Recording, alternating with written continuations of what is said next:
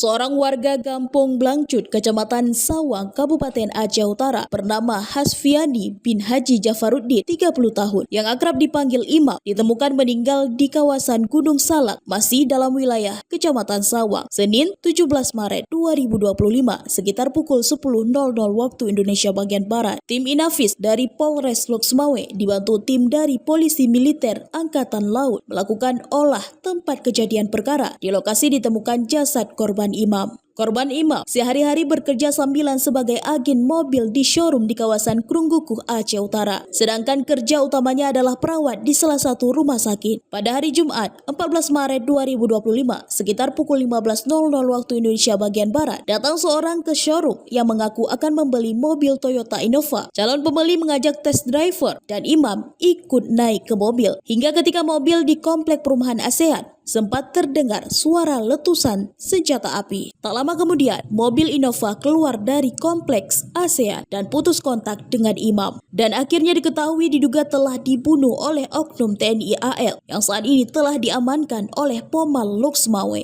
Sementara itu, dan Lana Loksmawe, Kolonel Laut Andi Susanto, dalam siaran pers tertulisnya membenarkan telah terjadi dugaan pembunuhan yang dilakukan oleh anggota Lana Loksmawe dengan inisial DI. Terduga saat ini telah diamankan di tahanan Pomal untuk proses lebih lanjut oleh personel Polisi Militer Angkatan Laut. Sesuai arahan pimpinan TNI AL bahwa proses hukum ini akan disampaikan secara terbuka dan tidak ada yang kami tutupi. Kami berjanji bahwa terduga pelaku nantinya akan diberikan sanksi dan hukuman seberat-beratnya sesuai dengan perbuatan yang dilakukan. Kami atas nama institusi TNI AL mengucapkan bela sungkawa dan permohonan maaf kepada pihak keluarga atas kejadian ini.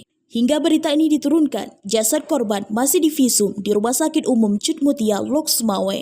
Dari Kota Loksmawe, Denny Muktadi melaporkan untuk Puja TV.